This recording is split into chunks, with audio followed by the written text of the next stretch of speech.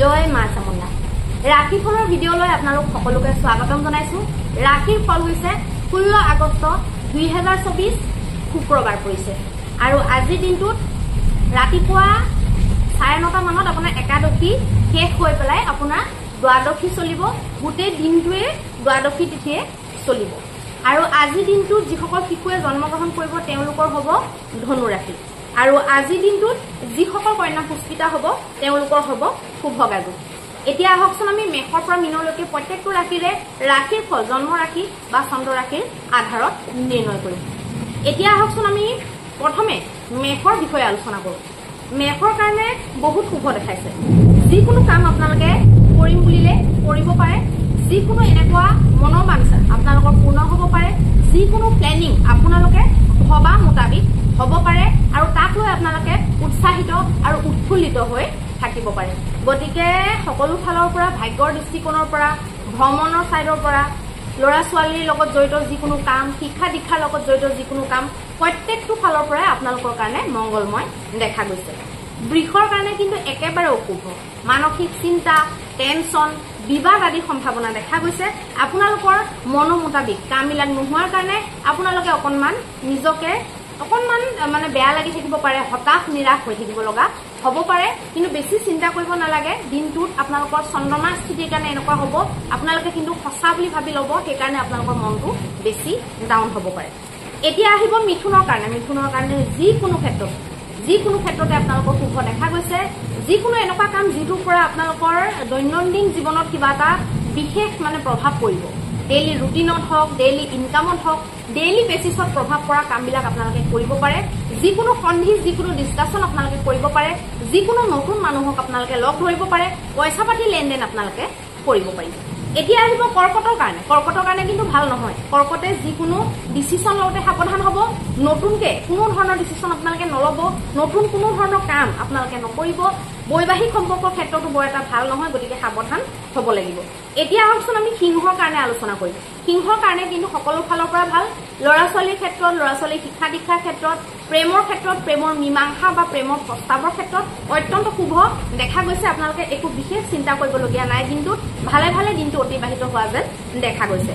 এতিয়া আহিব কন্যাৰ কাৰণে। কন্যাৰ কাৰণে মানসিক টেনচন থাকিব। যিকোনো কথা নিজে ভবা মতে কৰিম বুলি ভবা মতে আপোনালোকে কৰিব নোৱাৰিব। টাইম মিলাব নোৱাৰিব পাৰে। বন্ধুবৰ্গৰ লগত আপোনালোকৰ যিকোনো বাদ বিবাদ হ'ব পাৰে। বন্ধুৰ পৰা আপোনালোকে নিৰাশা মানে জীৱনত নিৰাশ হ'বলগীয়া হ'ব পাৰে। গতিকে সাৱধান হ'ব আৰু মনৰ কথাবিলাক একেবাৰে উজাৰি পেলাই নোকোৱাটো ভাল হ'ব। এতিয়া আহিব তুলাৰ কাৰণে। তুলাৰ কাৰণে যিকোনো শিক্ষা দীক্ষাৰ ক্ষেত্ৰত, যিকোনো শিকাৰুসকলৰ ক্ষেত্ৰত, বিদ্যাৰ্থী হওক, খেলুৱৈ হওক, প্ৰত্যেকটো তেনেকুৱা শ্ৰেণীৰ মানুহ যিবিলাকে নিজকে ডেভেলপ কৰি আছে, ইম্প্ৰুভ কৰি আছে, তেওঁলোকৰ কাৰণে ভাল। যাত্ৰা কৰি ব্যৱসায় কৰা লোকসকলৰ কাৰণে ভাল।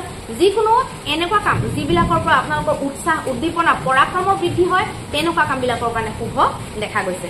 এতিয়া আহিব বৃশ্চিকৰ কাৰণে। বৃশ্চিকৰ কিন্তু বৈবাহিক সম্পৰ্কৰ ক্ষেত্ৰত ভাল নহয়। আপোনালোকৰ যিকোনো বাদ বিবাদ হ'ব পাৰে। সৰু সুৰা কথাৰ ৰিলেশ্যনটো বেয়া হ'ব পাৰে। গতিকে সাৱধানে কথা বতৰা পাতিব। বহুত ডাঙৰ নিৱেশ নকৰিব আৰু ফুল মাইণ্ড হৈ থাকিবলৈ চেষ্টা কৰিব। নিজৰ বাণীত আপোনালোকে কণ্ট্ৰল ৰখাটো ভাল হ'ব। এতিয়া আহিব ধনুৰ কাৰণে। ধনুৱে যিকোনো এনেকুৱা কাম যিবিলাক আপোনালোকে পেণ্ডিং থৈ দিছে, এতিয়া আকৌ আৰম্ভ কৰিম বুলি ভাবিছে, ৰানিঙত লৈ যাম বুলি ভাবিছে, বা যিকোনো এনেকুৱা কাম যিটোৰ পৰা নেকি আপোনালোকৰ কিবা এটা নহয় কিবা এটা লাভ হ'ব, এনেকুৱা কাম যিবিলাক নেকি আপোনালোকৰ জীৱনৰ বা আপোনালোকৰ ঘৰখনৰ বা আপোনালোকৰ নিজৰ কাৰণে শুভ কাম, তেনেকুৱা কামবিলাক কৰিব পাৰিব। এতিয়া আহিব মকৰৰ কাৰণে। মকৰৰ কাৰণে কিন্তু ভাল নহয়। মানসিক চিন্তা আপোনালোকৰ থাকিব। পইচা পাতি খৰচ বৃদ্ধি দেখা গৈছে। মতভেদ আদিৰ সম্ভাৱনা দেখা গৈছে। ৰিলেশ্যনশ্বিপবিলাক আপোনালোকৰ কাৰণে বৰ এটা ঠিক বহিব মানে বৰ এটা ঠিক নহ'ব পাৰে।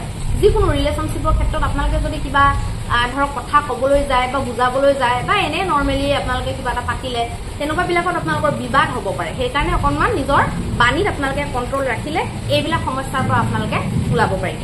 এতিয়া আহিব কুম্ভৰ কাৰণে। কুম্ভৰ কাৰণে যিকোনো শুভ কাম, যিকোনো পইচাৰ লগত জড়িত হৈ থকা কাম, যিকোনো এনেকুৱা কাম যিবিলাকৰ পৰা কিবা এটা নহয় কিবা এটা আপোনালোকৰ কাৰণে বেনিফিট ওলাব, তেনেকুৱা প্ৰত্যেকটো কামৰ কাৰণে আপোনালোকৰ বাবে শুভ দেখা গৈছে। এতিয়া আহিব মীনৰ কাৰণে। মীনৰ কাৰণে কিন্তু কাগজীয়া কামবিলাকৰ কাৰণে ভাল নহয়।